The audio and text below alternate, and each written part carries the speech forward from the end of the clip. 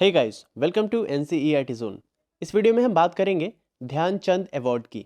जैसा कि आपको पता है, स्पोर्ट्स अवार्ड्स का सीरीज चल रहा है हमारा। इससे पहले हमने डिस्कस कर लिया है अर्जुन अवार्ड को, द्रोणाचार्य अवार्ड को, राजीव गांधी खेल रत्न अवार्ड को।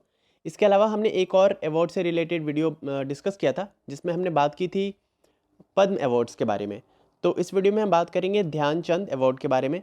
जितनी भी इंफॉर्मेशन हो सकती है बेसिक से लेकर के अभी तक का, यानी कि इसके शुरुआत से लेकर के अभी तक का जो भी इन्फॉर्मेशन है इस वीडियो में आपको मिल जाएगा।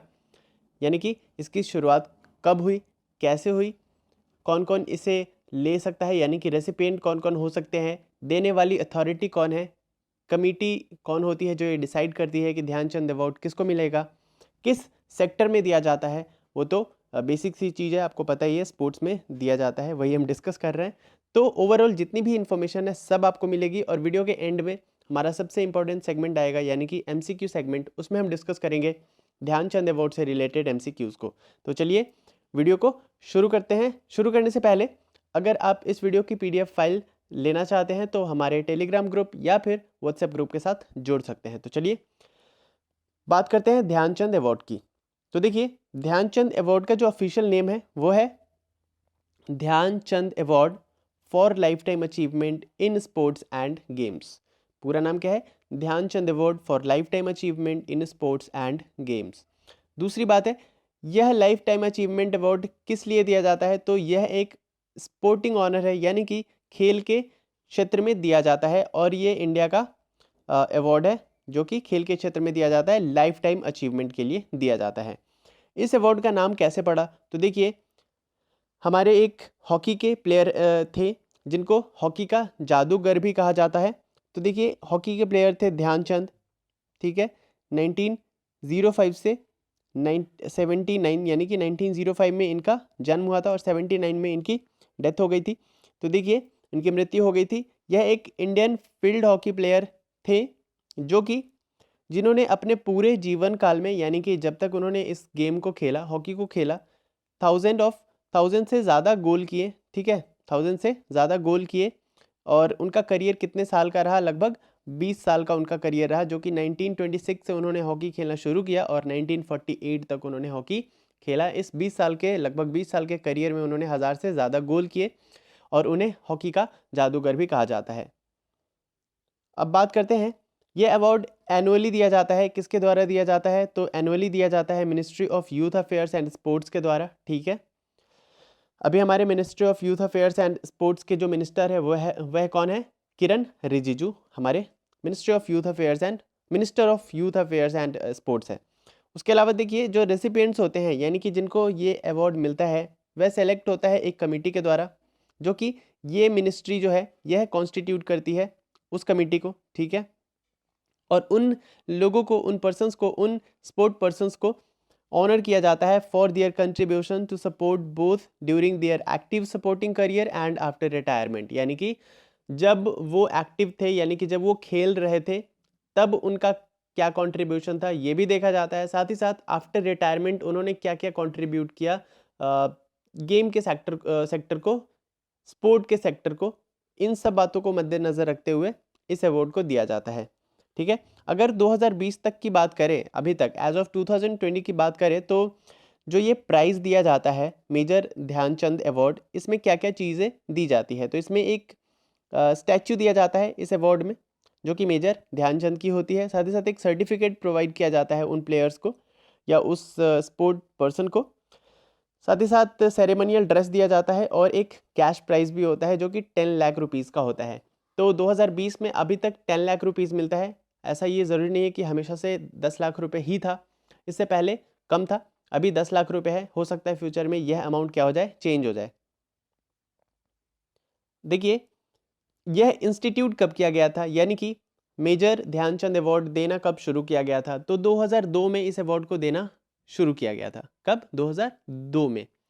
और ये अवार्ड किस डिसिप्लिन में दिया जाता है? यानी कि खेल में भी, स्पोर्ट्स में भी अलग अलग डिसिप्लिन्स है ना, तो कौन कौन से डिसिप्लिन्स को इसमें शामिल किया जाता है? तो ऐसे प्लेयर्स जो कि ओलंपिक गेम्स खेल चुके हैं, पैरालंपिक गेम्स खेल चुके हैं, Asian games, commonwealth games, world championship और world cup, along with cricket. Cricket में भी जिन लोगों ने हिस्सा लिया हुआ है, ऑलरेडी ले चुके हैं, वो सारे प्लेयर्स जो हैं वो एलिजिबल हो जाते हैं इस अवार्ड के लिए नॉमिनेट होने के लिए। ठीक है, ये अवार्ड उनको मिल सकता है। साथ ही साथ जो इंडिजिनियस गेम है, हमारे देशी खेल हैं और पैरा स्पोर्ट्स है, इनके प्लेयर्स भी इस अवार्ड के लिए नॉमिनेट किए जा सकते हैं। नॉमिनेशन का काम कैसे होता है ये देख लेते हैं। तो देखिए, जो नॉमिनेशन होता है इस अवार्ड के लिए, वह रिसीव किया जाता है पूरे देश भर से। ठीक है, पूरे देश भर से रिसीव किया जाता है। अलग अलग जो स्पोर्ट्स ऑर्गेनाइजेशन है उसके द्वारा इस अवार्ड के लिए प्लेयर्स को या स्पोर्ट्स पर्सन्स को क्या किया जाता है, नॉमिनेट किया जाता है। तो जो रिकग्नाइज्ड नेशनल स्पोर्ट्स फेडरेशंस है वह करती है नॉमिनेट प्लेयर्स को। साथ ही साथ इंडियन ओलंपिक एसोसिएशन भी करती है nominate, sports authority of India करती है, sports promotion and control board भी करती है। ठीक है, उसके अलावा जो स्टेट्स हैं, जो यूनियन टेरिटरीज़ है, वहाँ की गवर्नमेंट भी अपने अपने प्लेयर्स को क्या करती है, इस अवार्ड के लिए नॉमिनेट करती है। लेकिन जो नंबर ऑफ़ प्लेयर्स होना चाहिए हर एक डिसिप्लिन के लिए, वो कितना होना चाहिए, 2 से ज़्यादा नहीं होना चाहिए। ठीक है, अब बात करते हैं कि जो sports promotion and control boards है अलग अलग गवर्नमेंट ऑर्गेनाइजेशंस के। ठीक है, यानी कि देखिए, अलग अलग जितने भी गवर्नमेंट के ऑर्गेनाइजेशन है और उससे रिलेटेड उनके जो अपने sports promotion and control boards है, वह भी क्या करती है, अपने अपने प्लेयर्स को नॉमिनेट करती है इसके लिए। देखिए, मैं फिर से समझाता हूँ। एक तो हो गया sports promotion and control board, अलग अलग स्टेट का, अलग अलग कंट्री का, वो तो करती ही करती है। साथ ही साथ जो स्पेसिफिक ऑर्गेनाइजेशंस है, जैसे हम डिफेंस की बात करें, ठीक है, तो आर्मी हो गई, army sports control board, railways sports promotion board, साथ ही साथ एयर फोर्स के जो स्पोर्ट्स प्रमोशन बोर्ड है, ठीक है, air force sports control board, Indian navy sports control board, उसके अलावा petroleum sports promotion board, Air India sports promotion board, SAIL sports promotion board, ये भी क्या करती है, अपने अपने प्लेयर्स को नॉमिनेट करती है इस अवार्ड के लिए। आप अक्सर सुनते होंगे कि यह प्लेयर रेलवे की तरफ से खेलता है, या यह प्लेयर पेट्रोलियम की तरफ से खेलता है, यह प्लेयर्स नेवी की तरफ से खेलता है, या आर्मी की तरफ से खेलता है। तो ये क्या होता है कि हर एक ऐसे ऑर्गेनाइजेशन में क्या होता है, स्पोर्ट्स प्रमोशन बोर्ड होता है, जो कि अपने काम करने वाले एम्प्लॉय में से जो स्पोर्ट्स में रुचि रखते हैं वह पार्टिसिपेट करते हैं उन ऑर्गेनाइजेशंस के थ्रू, और वह भी क्या करते हैं, देश के जो प्रतिस्पर्धा होती है, जो स्पोर्ट्स से रिलेटेड कॉम्पिटिशन्स होते हैं, उसमें देश का प्रतिनिधित्व वह कर सकते हैं। तो उन प्लेयर्स को भी क्या होता है, इस अवार्ड के लिए वो एलिजिबल होते हैं, और ये बोर्ड्स क्या करती है, उनको नॉमिनेट करती है। उसके अलावा अगर क्रिकेट की बात की जाए, तो क्रिकेट का हमें पता है कि कोई भी नेशनल रिकॉग्नाइज्ड यहाँ पे कोई फेडरेशन है नहीं, नेशनल स्पोर्ट्स फेडरेशन है नहीं जो कि रिकॉग्नाइज हो इंडियन गवर्नमेंट की तरफ से। इसका जो बीसीसीआई है वह सारा काम देखती है, सारा कुछ कंट्रोल करती है क्रिकेट से रिलेटेड इंडिया में। तो क्रिकेट के प्लेयर्स को अगर नॉमिनेट करने की बात आए इस अवार्ड के लिए, तो कौन करती है, बीसीसीआई करती है, जिसका पूरा नाम क्या है, board of control for cricket in India. Okay, I hope आपको इतना समझ में आया होगा। अब देखिए, जो स्पोर्ट्स अथॉरिटी ऑफ इंडिया है, जैसा कि अभी मैंने बताया कि क्रिकेट से रिलेटेड कोई भी नेशनल रिकॉग्नाइज्ड फेडरेशन नहीं है इंडिया में, जो कि इंडियन गवर्नमेंट के द्वारा रिकॉग्नाइज्ड हो। सारा काम कौन देखती है, बीसीसीआई देखती है। तो ऐसे ऑर्गेनाइजेशंस जो कि नेशनली रिकॉग्नाइज्ड नहीं है, या फिर उन पे सस्पेंशन है कि यह रिकॉग्नाइज्ड है या नहीं है, तो सस्पेंशन नेशनल स्पोर्ट्स फेडरेशन हो गया, या डी रिकॉग्नाइज्ड जो स्पोर्ट्स फेडरेशंस हो गया, उनके बिहाफ पे कौन नॉमिनेट करती है प्लेयर्स को, वो करती है साई, यानी कि स्पोर्ट्स अथॉरिटी ऑफ इंडिया। अगर बीसीसीआई को करवाना है अपने प्लेयर्स को नॉमिनेट, तो वह किसके थ्रू करवाएगी, वह करवाएगी साई के through, sports authority of India के थ्रू करवाएगी। ओके ओके, अब बात करते हैं कि और कौन कौन से लोग हैं जो कि नॉमिनेट कर सकते हैं। तो ऐसे रेसिपिएंट्स जिनको ऑलरेडी राजीव गांधी खेल रत्न पुरस्कार मिल चुका है, या फिर अर्जुन अवार्ड मिल चुका है, या द्रोणाचार्य अवार्ड मिल चुका है, ठीक है, या फिर ध्यानचंद अवार्ड ही मिल चुका है, तो ऐसे प्लेयर्स भी कुछ लोगों को, यानी कि 2 लोगों को हर एक डिसिप्लिन नहीं, सिर्फ उस डिसिप्लिन के लिए नॉमिनेट कर सकते हैं जिसमें इनको खुद मिला हुआ है। फॉर एग्जांपल, अगर हॉकी के लिए किसी को मिला है, तो वह किस लोगों को नॉमिनेट करेगा, तो किस लिए, सिर्फ हॉकी के कैटेगरी के लिए। अगर मान लीजिए किसी को बैडमिंटन के लिए मिला हुआ है ध्यानचंद अवार्ड, तो वह जो प्लेयर्स को नॉमिनेट करेगा वह कैसा प्लेयर होना चाहिए, बैडमिंटन से ही रिलेटेड होना चाहिए। तो इस बात को भी ध्यान में रखिएगा। इसके अलावा और कौन कर सकता है, तो देखिए, इन ऑर्गेनाइजेशंस के अलावा अगर गवर्नमेंट को लगता है कि किसी भी ऑर्गेनाइजेशन ने, चाहे स्पोर्ट्स अथॉरिटी ऑफ इंडिया हो गया, चाहे स्पोर्ट्स कंट्रोल बोर्ड हो गया, या फिर आर्मी का कोई कंट्रोल बोर्ड हो गया, या फिर बीसीसीआई हो गया, अगर जितने भी ऊपर हमने पढ़े कि जो जो ऑर्गेनाइजेशन नॉमिनेट कर सकती है, वो सारे के सारे अगर किसी स्पेसिफिक प्लेयर को छोड़ दे, उसको नॉमिनेट ना करे, और गवर्नमेंट को लगता है कि यह प्लेयर क्या है, डिजर्विंग है, इसे मिलना चाहिए, लेकिन यह किसी के भी नज़र में नहीं आया, यानी कि किसी ने भी इसको नॉमिनेट नहीं किया है, तो क्या कर सकती है गवर्नमेंट, उस सिचुएशन में उस प्लेयर को नॉमिनेट कर देती है और कर सकती है। लेकिन यहाँ पे भी कंडीशन क्या है कि 2 से ज़्यादा प्लेयर नहीं होना चाहिए। ओके, तो इन बातों को ध्यान में रखिएगा आप। अब देखते हैं कि नॉमिनेशन कब तक लिया जाता है। तो ये जो नॉमिनेशन है वो किसी भी गिवन ईयर के लिए, मान लीजिए अगर 2021 के लिए अब लिया जाएगा, तो वह उसका लास्ट डेट 30 अप्रैल होगा, या फिर last working day of April होगा। ठीक है, सिलेक्शन प्रोसेस क्या होता है, किस तरीके से सिलेक्ट किया जाता है नॉमिनेटेड पर्सन्स को, नॉमिनेटेड कैंडिडेट्स को। तो जितने भी नॉमिनेशंस रिसीव हुए हैं वह किसको भेजा जाता है, वह भेजा जाता है स्पोर्ट्स अथॉरिटी ऑफ इंडिया को, और उससे related concern national sports federations को वेरिफिकेशन के लिए भेजा जाता है।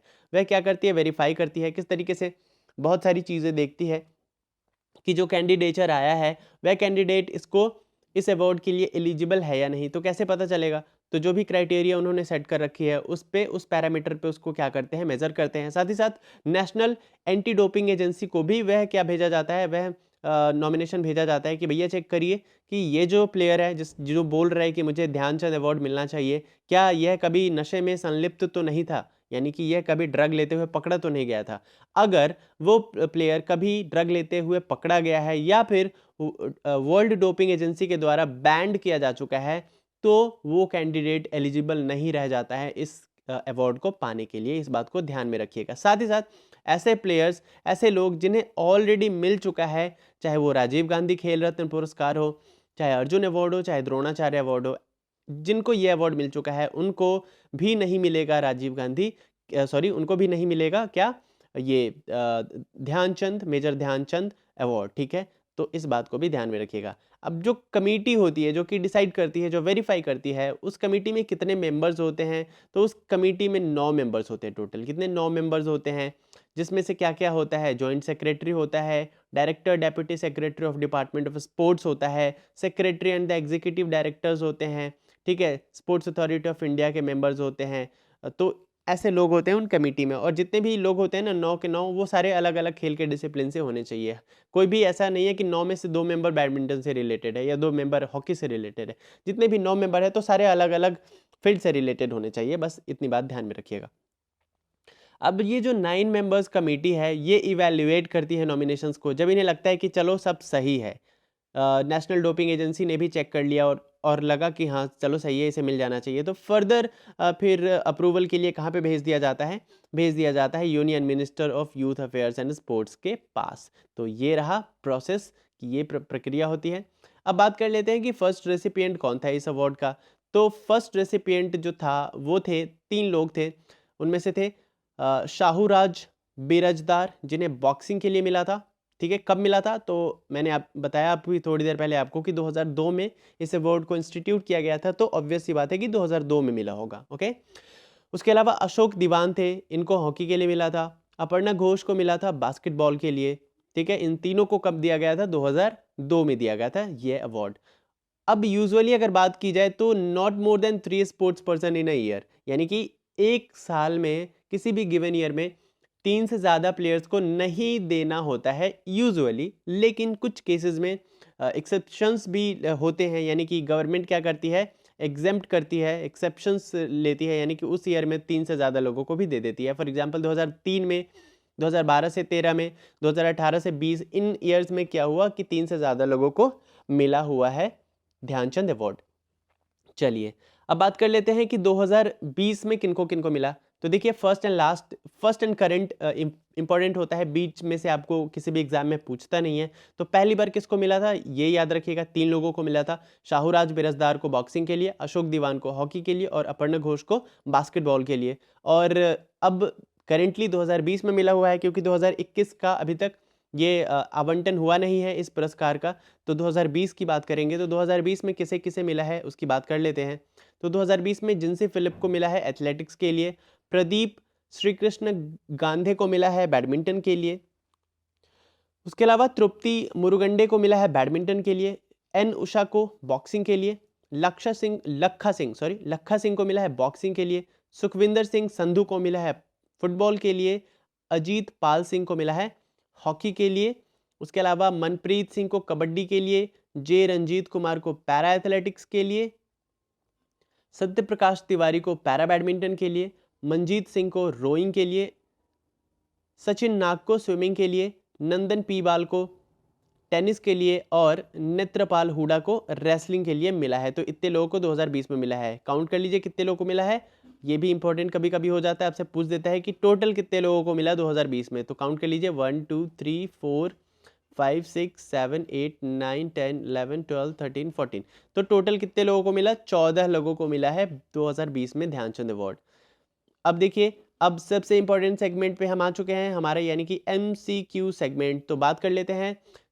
पूछ रहा है कि when was Dhyanchand born, Dhyanchand ji का जन्म कब हुआ था।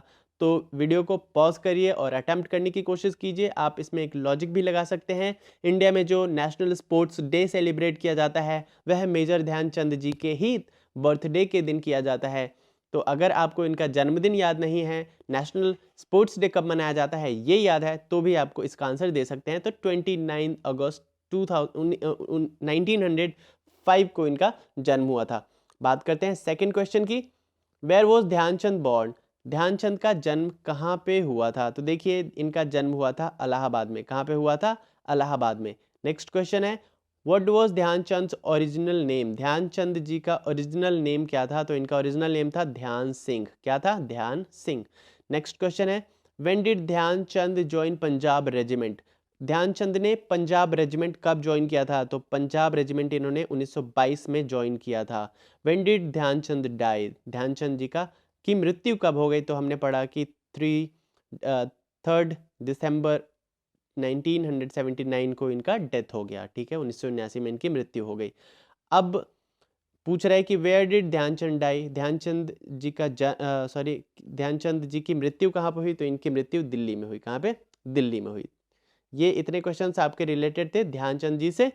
अब ये क्वेश्चन है आपके लिए, इसका आंसर आप करेंगे, मैं इसका आंसर नहीं करूंगा। कमेंट बॉक्स में इसका आंसर आप करेंगे। क्वेश्चन है आपके लिए, what did Hitler award to Dhyanchand, Hitler ने, ठीक है, हिटलर ने, वही हिटलर, जी हाँ, आप बिल्कुल सही समझ रहे हैं, उस हिटलर ने ध्यानचंद को कौन सा अवार्ड दिया था। तो इसका आंसर आप कमेंट बॉक्स में करके बताएंगे। ठीक है, जितना ज़्यादा इन्फॉर्मेशन आपको इस आंसर के बारे में पता हो, तो इस क्वेश्चन के बारे में पता हो, तो उसको कमेंट करके बताइए। मिलते हैं नेक्स्ट वीडियो में किसी अलग टॉपिक के साथ। Till then bye bye, take care. और हाँ, जाते जाते अगर आपने वीडियो को लाइक नहीं किया है अभी तक, तो प्लीज़ डू लाइक, शेयर कर दीजिए अपने दोस्तों के साथ, सब्सक्राइब कर लीजिए चैनल को अगर आप नए हैं चैनल पे। तो चलिए, बाय बाय, टेक केयर।